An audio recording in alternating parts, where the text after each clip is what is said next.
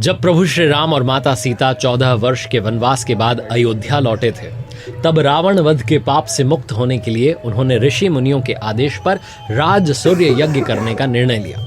पूजा के लिए उन्होंने मुग्दल ऋषि को आमंत्रित किया। मुग्दल ऋषि ने मां सीता पर गंगा जल छिड़ककर उन्हें पवित्र किया और कार्तिक माह के शुक्ल पक्ष की षष्ठम तिथि को सूर्यदेव की उपासना करने का आदेश दिया। इसके बाद माता सीता ने मुग्दल ऋषि के आश्रम में रहकर 6 दिनों तक सूर्यदेव की उपासना की और सप्तमी के दिन सूर्योदय के समय फिर से अनुष्ठान कर उनसे आशीर्वाद लिया। कहा जाता है माता सीता ने सबसे पहला छठ पूजन मुंगेर के गंगा तट पर किया था, जिसके बाद छठ महापर्व की शुरुआत हुई। एक और कथा प्रचलित है कि छठ पर्व की शुरुआत महाभारत काल से हुई। इस पर्व को सबसे पहले सूर्यपुत्र कर्ण ने सूर्य की उपासना करके शुरू किया था। कहा जाता है कि उस भगवान सूर्य के परम भक्त थे और प्रतिदिन घंटों तक पानी में खड़े होकर के सूर्यदेव को अर्घ्य देते थे। सूर्य की कृपा से ही वो महान योद्धा बने और आज भी छठ में अर्घ्य दान की जो परंपरा है ये बड़ी प्रचलित है। छठ पर्व के बारे में एक और कथा है और वो ये कहती है कि जब पांडव सारा राजपाट जुए में हार गए, तब रानी द्रौपदी जो थी उन्होंने छठ व्रत रखा था। इस व्रत से उनकी मनोकामनाएं पूर्ण हुई और पांडवों को सब कुछ वापस मिल गया। ये भी कहा जाता है कि सूर्यदेव और छठी मैया का संबंध भाई बहन का है, इसलिए सूर्यदेव की आराधना को जो है फलदायी माना गया है। पौराणिक महत्वों की बात करें तो एक और जो है कथा बड़ी प्रचलित है। पुराणों में कहा गया है कि प्रियव्रत नाम का एक राजा, जिसकी कोई संतान नहीं थी, इसके लिए उन्होंने हर प्रयत्न कर लिया लेकिन कोई जो है उन्हें फायदा नहीं मिला। तब राजा को संतान प्राप्ति के लिए महर्षि कश्यप ने पुत्रयष्टि जो है यज्ञ वो करने का परामर्श दिया। यज्ञ के बाद महारानी ने एक पुत्र को जन्म दिया, लेकिन वो मरा पैदा हुआ। राजा के मृत बच्चे की सूचना से पूरे नगर में शोक छा गया।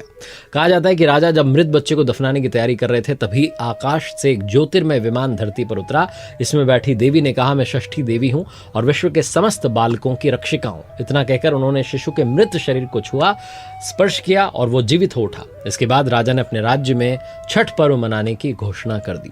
अगर साइंटिफिकली बात करें तो छठ पूजा जो है षष्ठी तिथि पर एक खगोलीय घटना होती है और इस दिन सूर्य की जो पराबैंगनी किरणें हैं वो धरती पर अधिक मात्रा में आती हैं, जो कि जीवों के लिए लाभकारी होती है।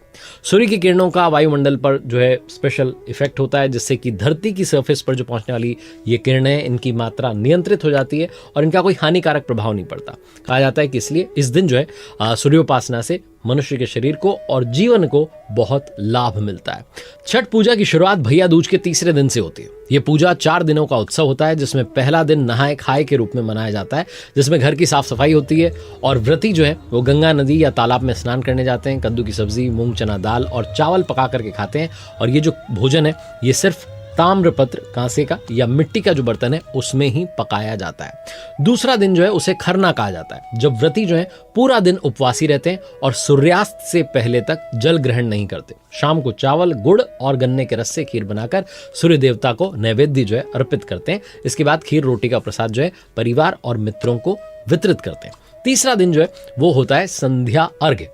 ये संध्या अर्घ्य का दिन वो है जब व्रती जो है डूबते हुए सूर्य को अर्घ्य अर्पित करते हैं। इसके लिए बहुत ही स्पेशल प्रसाद बनता है, जैसे कि ठेकुआ, चावल के लड्डू बनाए जाते हैं और एक स्पेशल बांस की टोकरी में रख करके इन्हें घाट तक ले जाया जाता है। घाट पर बैठ करके जो है व्रती जो है सूर्यदेव को अर्घ्य देते हैं और सूर्यास्त के समय 5 बार परिक्रमा करते हैं। और चौथा जो दिन आता है छठ पूजा का वो होता है उषा अर्घ्य, जब उगते हुए सूर्य को अर्घ्य अर्पित किया जाता है। व्रती जो है सूर्योदय से पहले घाट पर पहुंचकर सूर्य देवता की पूजा करते हैं और फिर घर पर लौट करके पूजा का प्रसाद सभी को वितरित करते हैं। जैसा मैंने बताया था कि माता सीता ने वो सप्तमी के दिन जो है सूर्य भगवान को सूर्योदय के समय जो उनकी उपासना की। व्रती जो है उनके लिए थोड़ा सा ये कठिन व्रत होता है, क्योंकि 4 दिनों तक उपवासी रहना होता है, अन्न और जल का त्याग करना होता है, सिर्फ एक बार प्रसाद ग्रहण कर सकते हैं, दिन में सादा भोजन करना होता है, रात में विशेष पूजा प्रसाद होती है और मुख्य रूप से ये जो व्रत है महिलाएं करती हैं, जिन्हें परवैतिन कहा जाता है।